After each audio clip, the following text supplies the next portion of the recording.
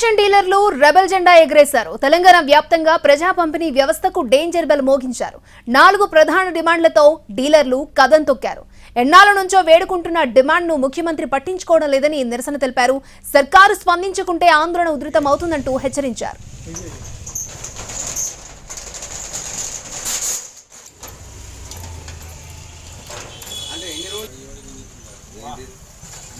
Current దేపాది అయ్యో నీ మంది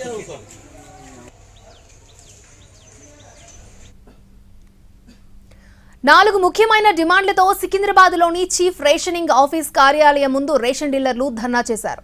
సిఆర్ఓని కలిసి వినతి పత్రాన్ని అందజేశారు. పట్టణ ప్రాంతాల్లో డీలర్లకు 40,000 నుంచి 50,000 గౌరవ వేతనం ఇవ్వాలన్నది వారి ప్రధాన డిమాండ్. గ్రామీణ ప్రాంతాల వారికి కనీసం 30,000 గౌరవ వేతనం ఇవ్వాలని విజ్ఞప్తి చేస్తున్నారు. క్వింటాల్కు 250 రూపాయలు కమిషన్ ఇవ్వాలని మరొక డిమాండ్ ని వినిపిస్తున్నారు.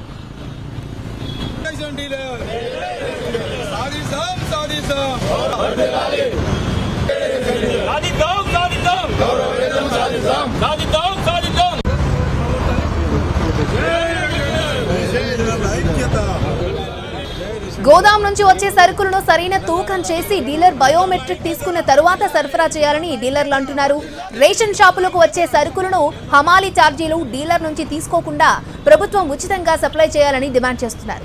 ప్రతి నెల రేషన్ షాపుల ద్వారా అమ్మిన వస్తువులపైన 1.5% షార్టేజీ ఈ పాస్ మెషిన్ నుంచి తొలగించి మినహాయింపునివ్వాలని డిమాండ్ చేస్తున్నారు. ప్రభుత్వం మీద వ్యతిరేకత కాదు, మా కడుపు నింపడం కోసం మేము రోడెక్కినాం తప్ప మరి ప్రజలకు ఏదో మనం సంక్షేమ పథకాలను ఆపాలనే ఉద్దేశం మాకు లేదు. మీరు తొందరగా మమ్మల్ని పిలిచి మా యొక్క కోరికను నెరవేర్చి ముఖ్యమైనటువంటి డిమాండ్లు గౌరవ వేతనం, మరి పట్టణ ప్రాంతాలకు 40 నుంచి 50,000 రూపాయలు, గ్రామీణ ప్రాంతాలకు 30,000 రూపాయలు ఇవ్వాలన్నటువంటి సంకల్పంతో మేము ముందుకు వచ్చినాం. మరి అదేవిధంగా ఒక విధిలేని పరిస్థితులు ఉన్నప్పుడు ప్రతి కింటాలకు ఇప్పుడు 70 రూపాయలు ఇస్తున్నారు. తప్పకుండా 250 రూపాయలు కమిషన్ అనివ్వండి. పెరుగుతున్నటువంటి నిత్యావసర వస్తువుల ధరలకు అనుగుణంగా మరి ఆయా పట్టణాల్లో నగరాల్లో మా యొక్క జీవన వ్యయానికి అనుగుణంగా మాకు వేతనం ఇవ్వాలనేటువంటి సరి అయినటువంటి ఒక ప్రధానమైనటువంటి డిమాండ్తో ముందుకు వెళ్తున్నాం. గతంలో మొన్న 22వ తారీఖు నాడు మా శాఖా మాత్యులు గంగుల కమలాకర్ అన్నగారు మాతో చర్చలు జరిపారు.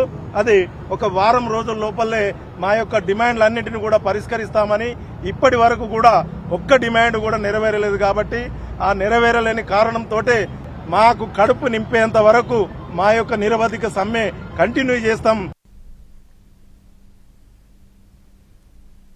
ఇక ఇదే ధర్నాలో భాగంగా వేములవాడలో రేషన్ దుకాణాలను బంద్ చేశారు. రేషన్ డీలర్లకు ప్రభుత్వమే వేతనం ఇవ్వాలంటూ డిమాండ్ చేశారు. అలాగే రాష్ట్ర ప్రభుత్వం తమకు 10 లక్షల ఇన్సూరెన్స్ సౌకర్యం కల్పించాలని పట్టుబడుతున్నారు.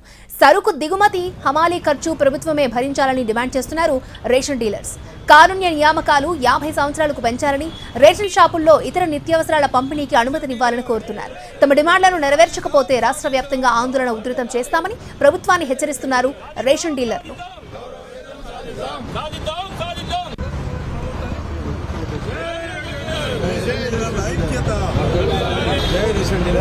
ఈరోజు తెలంగాణ రాష్ట్ర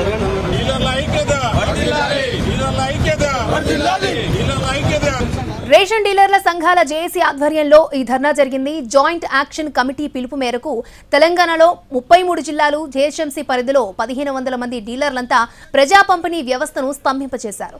ప్రజా పంపిణీ వ్యవస్థ బంద్ కాకముందే డీలర్ల జేఏసీతో చర్చలు జరపాలని సర్కార్కు అల్టిమేటం జారీ చేశారు. అధికారులు ఈ సాకుతో డీలర్లపై విజిలెన్స్ దాడులు చేయొద్దని కూడా పరోక్షంగా హెచ్చరించారు. ఈ ధర్నా ప్రభుత్వానికి వ్యతిరేకం కాదని, కడుపు ఖాళీ చేస్తున్నదే అని ఆవేదన వ్యక్తం చేశారు. పెరుగుతున్న ధరలకు అనుగుణంగా జీతం పెంచాలని వారంటున్నారు. గత నెల 22న పౌర సరఫరాల శాఖ మంత్రి గంగుల కమలాకర్ తో చర్చలు జరిపారు జేఏసీ నేతలు. వారం రోజుల్లో సమస్య పరిష్కరిస్తామని మంత్రి హామీనిచ్చారు. కానీ ఇంతవరకు ఎక్కడి ప్రాబ్లం అక్కడే ఉందని డీలర్లు ఆవేదన వ్యక్తం చేస్తున్నారు. అందుకే ధర్నాకు దిగామని చెబుతున్నారు. ప్రభుత్వం చర్చలు జరిపే వరకు సమ్మె కంటిన్యూ అవుతుందంటున్నారు. ప్రజా పంపిణీ వ్యవస్థకు ఆటంకం కలగక ముందే సర్కారు స్పందించాలని అంటున్నారు.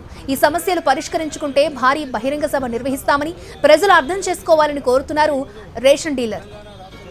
డీలర్ల ఐక్యత